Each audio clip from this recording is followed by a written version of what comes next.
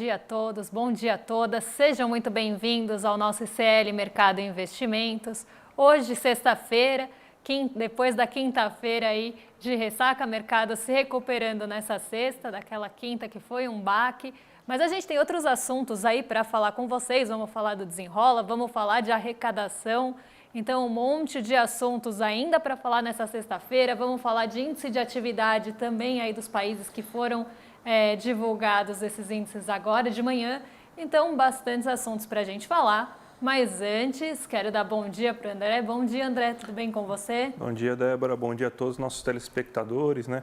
Hoje o mercado de ressaca, né, passou alguns dias aí na farra e hoje aí tá um movimento bem lento, poucas coisas acontecendo, mas a gente tem algumas coisas importantes para tratar, principalmente essa notícia do dia aí da arrecadação fiscal, tá dando bastante pano para manga, o Haddad e o Ministério da Fazenda ligaram um sinal amarelo, mas a gente vai tratar um pouco depois aí dessa notícia, porque, como sempre, a gente vai começar agora falando dos mercados mundiais. Vamos ver como que está o mundão, né? Notícia no nosso site, só para vocês já começarem a ver, né? Que tem uma parte um pouco mais explicada aí no nosso site aí sobre como que abriu os mercados. Mas, Débora, como que está então esse mundo? A Ásia, principalmente aí. A Ásia tem alguma novidade aí que você possa trazer para a gente? Tivemos novidade na Ásia, sim, André. E movimentos mistos por lá. Quando a gente fala movimento misto, é que parte das bolsas sobem e parte das bolsas caem no mesmo dia por motivos distintos. Então, o que aconteceu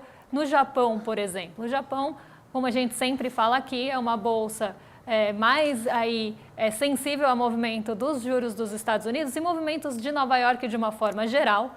Então, a gente teve ali o Nikkei 225 caindo nessa manhã, caindo mais de 0,5%. E aí, pelo motivo justamente de reflexo de ontem. Então, ontem foi um dia muito negativo, não só no Brasil, mas no mundo como um todo, e a gente vai explicar o porquê disso. Mas o Japão refletiu isso. E lá no Japão também a gente teve a decisão de política monetária, que não surpreendeu, eles mantiveram a política monetária por lá, né, que é até chamada de acomodatícia, né, é uma política monetária ali que está no mesmo patamar há bastante tempo, né, da mesma forma há bastante tempo, previsão de mudança para o ano que vem, mas ainda aí com essa manutenção dessa política monetária no Japão. Então não foi esse motivo que derrubou a bolsa lá. O que derrubou a bolsa lá foi justamente esse vento negativo vindo de Nova York. Por outro lado, as bolsas da China, né, e aí a gente fala não só da bolsa chinesa, o Xangai Composto ou o Shenzhen, né, mas a gente também fala de alguns índices ali mais ligados à China, como a bolsa de Hong Kong. Todos eles ficaram no movimento positivo, porque a gente teve uma mudança lá, principalmente em Xangai e Pequim, de estímulos para investidores estrangeiros, tá? Então, aqui a gente tem o Xangai Composto, vou colocar aí na tela para vocês. E a variação do dia anterior, então, foi 1,55 positiva, né, mantendo aí, quebrando, na verdade, a sequência negativa que a gente vinha vendo. E a gente tem Ibovespa em alta, o dólar em queda nessa manhã, puxado pelo índice de commodities, que está subindo, voltou a se recuperar, principalmente minério de ferro. Mas isso é assunto para daqui a pouco, porque a gente também tem um pouquinho aí de Europa, né, André, para falar. Então, tem bastante coisa que aconteceu na Europa, né? Como que estão os mercados lá? Porque teve o anúncio do PMI, né? Que são aquelas pesquisas mensais que tratam de indústria, da atividade econômica como um todo. E parece que teve um certo reverberou aí nos mercados europeus agora nessa manhã, né? Então, o que aconteceu aí, né? Graças a esse PMI que foi divulgado agora, Débora? Então, as bolsas por lá estão negativas, André. Então, a gente tem um movimento, na verdade, não todas negativas, porque o Reino Unido continua positivo por conta dos juros ontem, então eles seguem nesse movimento, mas todo o restante da Europa opera no terreno negativo hoje, então as bolsas em queda por lá. Quando a gente olha o PMI, né, eu gosto sempre de explicar, porque quando eu falo de PMI, ou índice de gerente de compras, ou índice de atividade dos gerentes de compra, aí, muita gente tem dúvida no chat, então eu vou explicar rapidamente o que é. O PMI é uma medida que mede ritmo de atividade econômica em setores de forma composta. E aí ele tem um patamar de 50. Né? E aí acima de 50, aqui está em percentual, mas são pontos, acima de 50, aquela atividade mostra aceleração ou mostra expansão, e abaixo de 50 ela mostra contração. E a gente pode estar mais distante ou mais próximo do patamar de 50 e com aceleração na expansão e também diminuição ali da contração. O que aconteceu na Alemanha, por exemplo? O PMI composto de setembro ficou em 46,2, então ele se aproximou do patamar de 50, a projeção é que ficasse em 44,6, então ele surpreendeu o mercado, e ele saiu de um patamar de 44,6 no mês passado. Essa alta de setembro foi puxada pelos serviços, então a gente vê que os serviços que puxaram esse PMI para cima, porque o PMI industrial ficou praticamente aí próximo da projeção, mas muito próximo também do mês passado, de agosto. Lembrando que esses dados são preliminares, eles são como se fosse uma primeira leitura desse PMI, os dados consolidados saem no comecinho do mês que vem.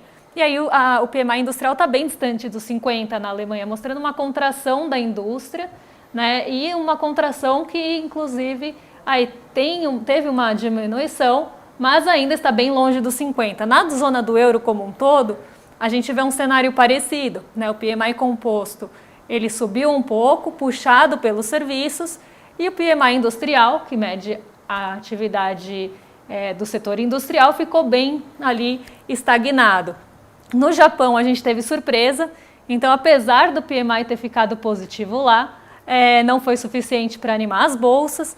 A gente vê que ele ficou ali em 52,6 no composto, 51,8 no composto, mas a gente vê aí uma mudança, e aí muito próximo da projeção do PMI de serviços e do PMI industrial. Então aqui a gente vê praticamente uma estagnação do Japão, mas a previsão aqui era de queda, principalmente no composto. Então ele ficou abaixo do mês passado, mas superou a expectativa do mercado.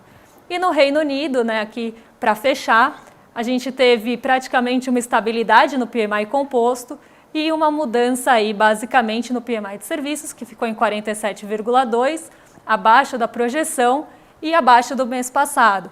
O que puxou no caso do Reino Unido, que foi diferente dos outros casos da Alemanha e da zona do euro como um todo, é que por lá foi o PMI industrial que acabou puxando o composto para cima.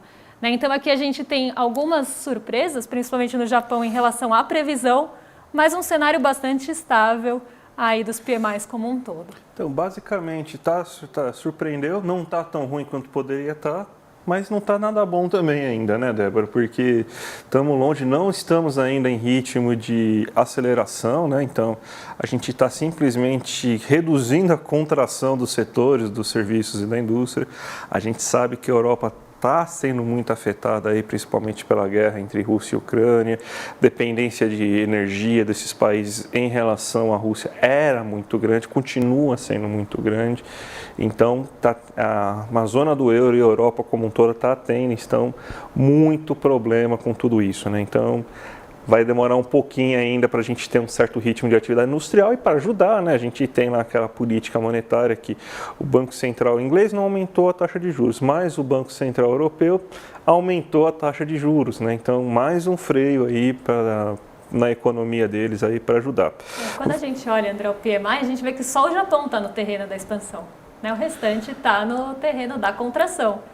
E quem também contraiu e caiu parece que foi a arrecadação aqui do Brasil. Exatamente, a gente teve um problema aí de arrecadação, terceiro mês seguido, notícia no nosso site inclusive, que a arrecadação aí teve queda porque alguns fatores aí que a gente vai explicar com mais detalhes para vocês, mas até o próprio Fernando Haddad aí, ele ligou o sinal amarelo aí porque ele se enfiou no buraco e vai precisar de uma arrecadação boa para cumprir a meta fiscal, Então, esse é o dilema que o Haddad está vivendo. E foi quem, André? Que setor? Acho que é um setor conhecido aí que puxou essa arrecadação para baixo. É um ator que a gente fala bastante aqui. Quem que foi, André? Exatamente, conta pra gente. Foi a indústria que conseguiu. A gente está tendo aí uma queda anual de 1,34% da arrecadação na indústria. Então, o setor de serviços está melhorando, o setor comercial está melhorando a sua arrecadação em relação ao ano passado. A massa salarial, porque os brasileiros estão com mais emprego, estão com melhor renda, também está melhorando. E aí é o setor de industrial que fez uma queda e também as importações também, Então a gente abriu os dados e foi ver assim, por que a arrecadação caiu tanto? Primeiro fato, a gente está tendo um nível de importação bem menor esse ano, porque a gente está vendo que expandiu a quantidade de exportação, reduziu-se a quantidade de bens importados e isso está até trazendo melhores resultados na nossa balança comercial. Mas, como consequência disso, a gente está importando menos, a gente está arrecadando menos com impostos sobre importação. Então, esse é um dos primeiros motivos. Segundo motivo, a baixa atividade industrial que a gente tem esse ano. E o terceiro motivo, que esse ano não tem eleição Paulo Guedes e Bolsonaro. Aí o que acontece? O que aconteceu ano passado? Vamos ver se vocês lembram, né? Mas é bom para refrescar a memória das pessoas. Você teve antecipação de receitas, pegou-se dividendos da Petrobras para aumentar a quantidade de arrecadação para gastar com eleição. Você teve você teve também privatizações, coisas que estão ocorrendo em bem menor volume agora nesse ano. Então você tinha uma série de receitas extraordinárias que não estão mais entrando nesse ano. Tanto que se você pegar os dados sobre a arrecadação em controle da Receita Federal, ela está até maior em termos reais, ela tem um aumento de 0,4% em relação ao mesmo período do ano anterior. Só que você pega as receitas extraordinárias, que são administradas por outros órgãos federativos, essa queda você tem uma queda de mais de 22% em termos reais. Isso aí está fazendo então com que a gente tenha uma queda no acumulado, essa queda já está de 0,83%. Então, esses são os motivos. Então, a gente está conseguindo arrecadar mais com salário, com serviços, com comércio, só que a indústria está mal. A indústria está mal, a gente está arrecadando um pouco com a indústria. A gente tem que estar importando menos, então a gente está arrecadando menos com a importação. E a gente não está fazendo aquelas... Antes chamava-se de contabilidade criativa, né? Esse termo sumiu. Impressionante, esse termo sumiu aí da imprensa, né? Mas a gente chamava de contabilidade criativa, você antecipar receitas de dividendos da Petrobras e começar a vender tudo para gastar em eleição. Então esse ano não tem. Então esse é o motivo. Mas de qualquer jeito, Débora, o governo ligou o sinal de alerta. A gente está falando aqui faz tempo. É o governo que criou esse problema para ele mesmo, fazendo esse arcabouço fiscal aí. Então agora ele vai ter que ir atrás, né? Vai ter que cumprir. E a gente tem também notícia melhor, pelo menos para o nosso bolso, para os brasileiros endividados, porque segunda-feira temos aí a nova fase do Desenrola, né?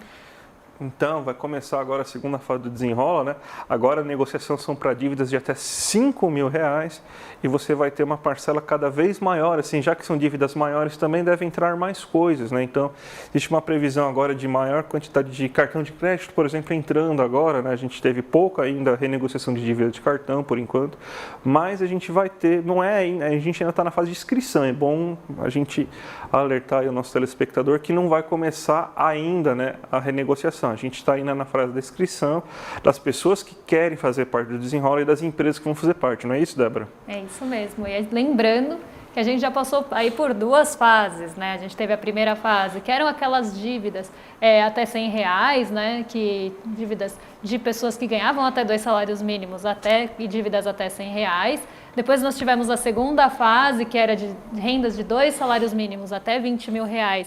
E aí outras dívidas, né, que não tinham ali um limite, aí entravam algumas questões de financiamento, de bancos também, e aí cada banco ali, né, tendo o seu tipo de renegociação. E agora a gente vai para a terceira fase, que é justamente essa fase de pessoas que ganham até 2 salários mínimos, com dívida de consumo até R$5.000. Então, enquanto a gente tinha aquela limitação lá no começo, agora ela foi estendida, André. É muito importante esse Desenrola, por quê? Porque a gente tem que fazer com que esse dinheiro que estava sendo utilizado para pagamento de juros e de dívida comece a entrar na economia real, saia do banco e entre na economia real e aqueça o consumo, por exemplo, das famílias e das pessoas.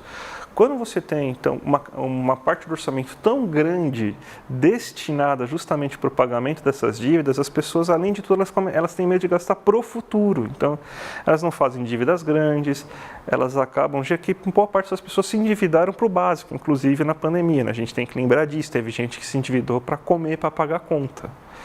Então, é isso que aconteceu. Então, você tem que cada vez mais fazer com que esse dinheiro saia do setor bancário e entre no comércio local, entre na vendinha, entre no restaurante, no barzinho. Então é esse que tem que ser a proposta. Então esse desenrola vai ajudar a ter uma parcela maior que o brasileiro tenha de dinheiro para colocar na economia real e não ficar só pagando dívida, Débora. Exatamente. Temos também novidade no programa Remessa, né, que saíram aí novas adesões, né, na remessa. Conta aí pra gente o que mudou. Essa aí é a grande dor de cabeça, né? Porque a quantidade de fake news, a quantidade de... Você entra no Twitter, assim, todo dia tem alguém reclamando que foi taxado, né?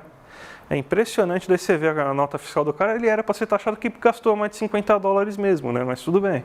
Então a gente tem aqui notícia no nosso site também, né? Que agora 2 novas empresas acabaram de aderir, né, ao Remessa, então ela vai... Notícia do Remessa, gente, é a próxima. Aí, a inclusão da Shopee e do Mercado Livre no programa Remessa Conforme. Para quem não sabe, quando você tem aquela sua compra lá, a camisa tailandesa do Palmeiras, que realmente não foi uma grande coisa ontem, né?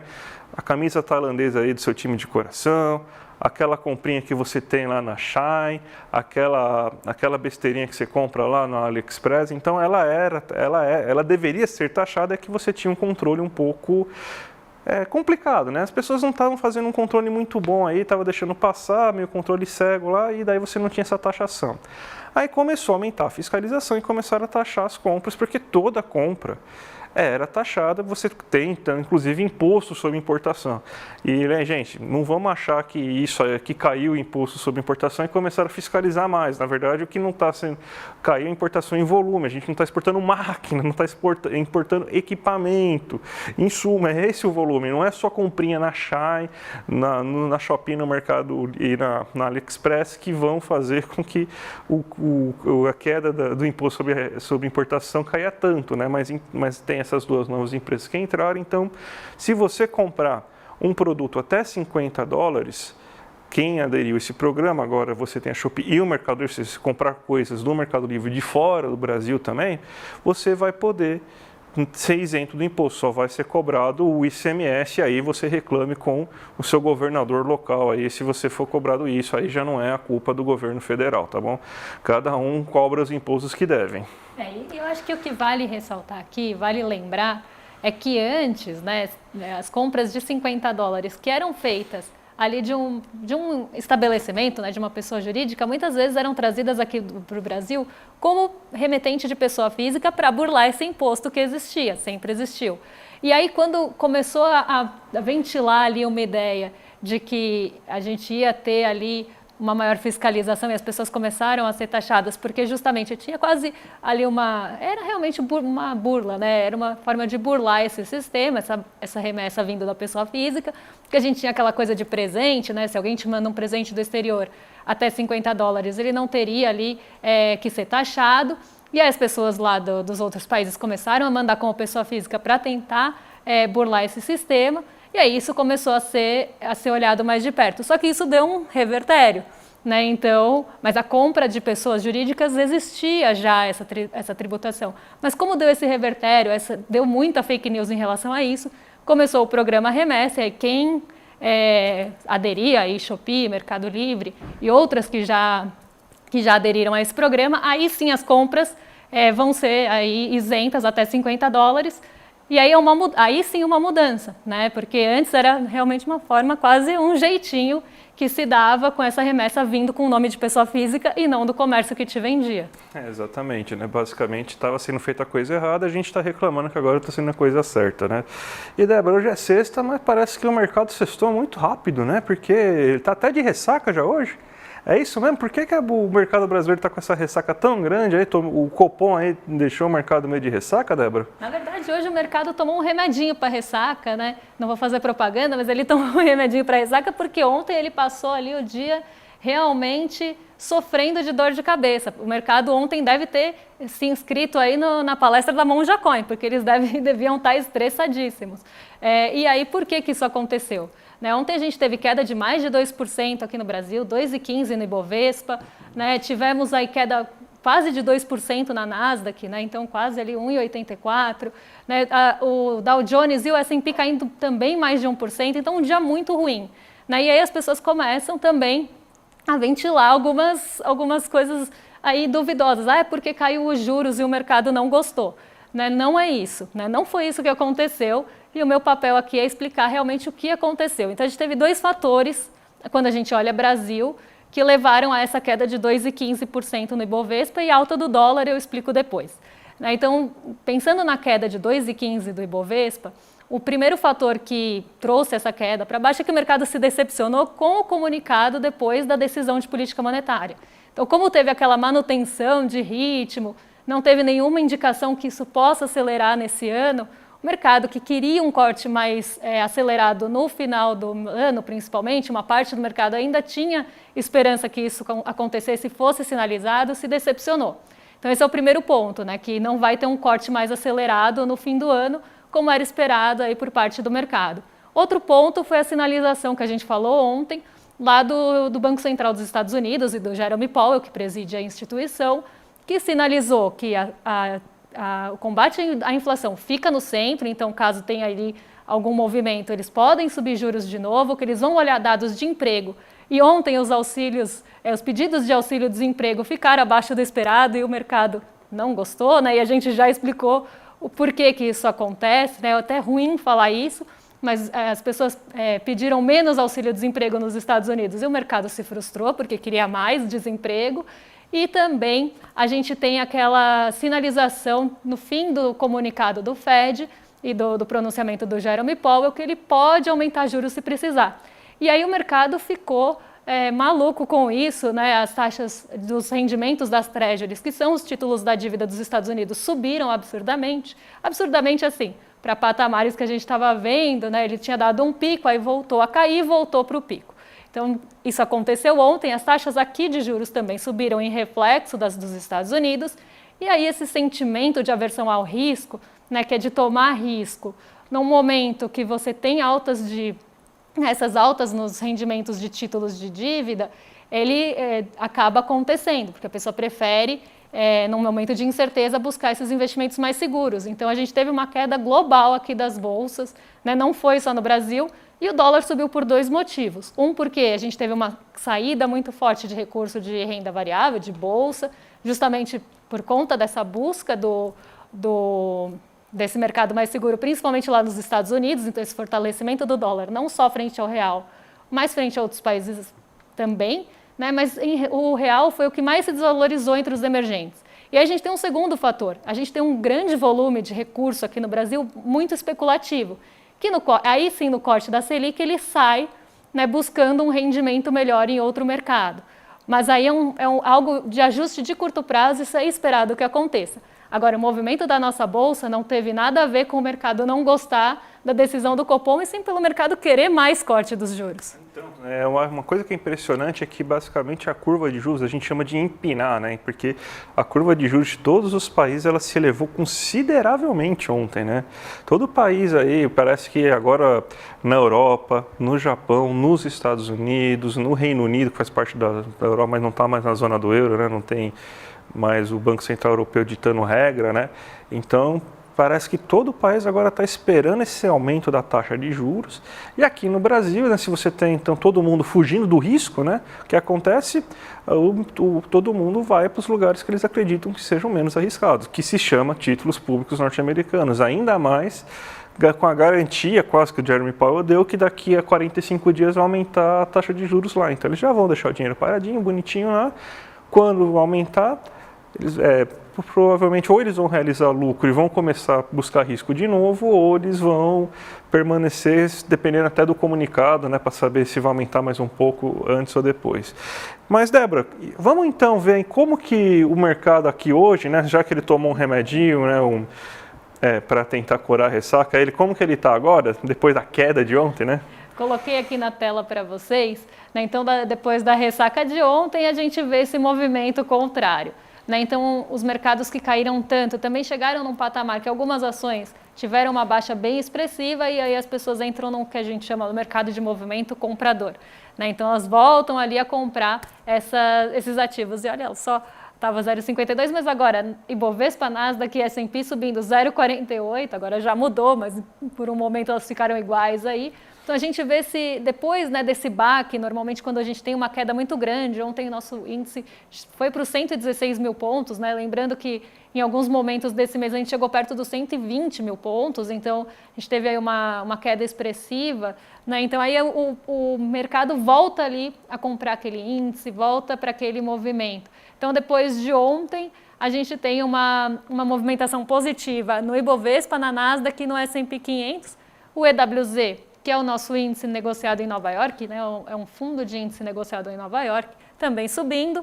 O dólar caindo hoje, né, então depois de chegar a 4,94 hoje, ele opera em 4,91 justamente porque volta o recurso para cá e aquele recurso especulativo que eu falei que é de curtíssimo prazo saiu, né, e a gente tem também o petróleo Brent caindo 0,40, desculpa, engasguei, o que pode aí impactar algumas ações ligadas ao petróleo, que foi também o que aconteceu ontem. Ontem, quando a gente falou aqui, o petróleo Brent estava em alta, para quem assistiu. E aí, por conta de uma questão da Rússia, ter ali uma restrição das suas exportações de gasolina e diesel, então isso fez com que o petróleo Brent subisse. Só que ele não sustentou esse movimento. No fim da tarde, depois que começou esse movimento mais negativo, essa preocupação com a demanda global pela commodity, por conta dessa atividade prejudicada pelo aperto monetário, o bem caiu, né? Então o petróleo Brent teve uma queda e hoje ele segue em queda aí, dando continuidade ao movimento de ontem. Perfeito, Débora. Então, acho que sextou, né? Acho que Sextou. sextou, né? Mas sem antes dar os nossos recados, né? Porque dia 28 vai ter a grande palestra aí da Monja Cohen, né? Com o Eduardo Moreira fazendo essa mediação, né? Como lidar com a ansiedade e o estresse. Garanta já a sua vaga. Clica aqui no link que está aqui embaixo para vocês garantirem já. E na hora vai tocar o sininho para vocês lá do YouTube e daí vocês não perdem. Então, não percam essa grande oportunidade. E também, né, convidar vocês para ficar aqui o resto do dia com a gente, já que às 6 horas da tarde a gente tem o ICL Notícias 2, né, com a Gabi Varela e nossa dupla de Chicos, o Chico Pinheiro e o Chico Sá. E também a gente tem, logo depois, o Sinapse, né, com a Robertinha Garcia e com também o César Caleron. Hoje com a Jaqueline Muniz, né, antropóloga e cientista política, que vai ser a entrevistada do dia. Então fique com a gente aí pelo menos até as 8h30, que vai valer a pena, Débora. E sextamos por hoje, né? Segunda-feira estamos de volta desde as 7 da manhã com a nossa sequência aí de programas pela manhã. Nós voltamos aí às 11 horas da manhã para trazer o quê? Segunda-feira? Expectativa do mercado em relação à Bolsa e indicadores macroeconômicos, fora aí os dados que vão sair na segunda, mas esses já são de praxe, né? Então a gente já adianta que vamos trazer aí para vocês. Então até segunda-feira, um excelente dia e obrigada por ficarem aqui com a gente até agora no ICL Mercado Investimentos. Um bom fim de semana a todo mundo, gente. Tchau, tchau. Confira a programação do Instituto Conhecimento Liberta desta sexta-feira, 13h. Contabilidade para pequenos empreendedores com o Dr. Ari Ferreira de Abreu. 15h. Marcelo Jugend, o Brasil, a guerra híbrida e a Operação Lava Jato. 17h. ChatGPT, o que podemos aprender com os robôs com Robson Ferreira. 18h. ICL Notícias, segunda edição. Às 19h, Música para Cinema, com Andréa Bujanra. E aula interativa de inglês A1, com Andréia Cipoli. E às 7h30, Sinapse ICL. Para saber mais, acesse icl.com.br.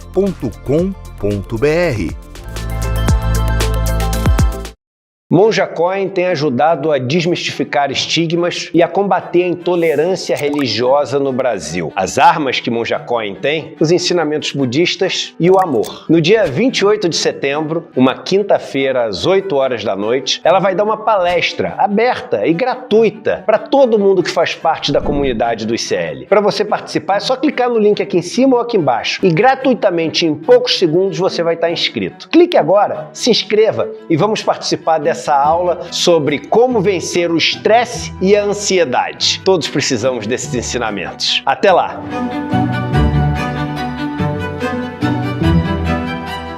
Hello everyone, nice to see you again. So, on today's class, we're going to learn... Quer aprender um novo idioma? Buenas tardes, Soy Pilar, la maestra de espanhol. No ICL você pode. Bonjour à tous et à toutes, bienvenue à un autre cours de français avec moi. Buongiorno, bentornato, bentornata alla nostra terza aula. Hallo zusammen. Schönen guten Morgen, wie geht's euch? 你们好，你们好吗？很高兴认识你们。Acesse o site e clique em Quero Ser Membro.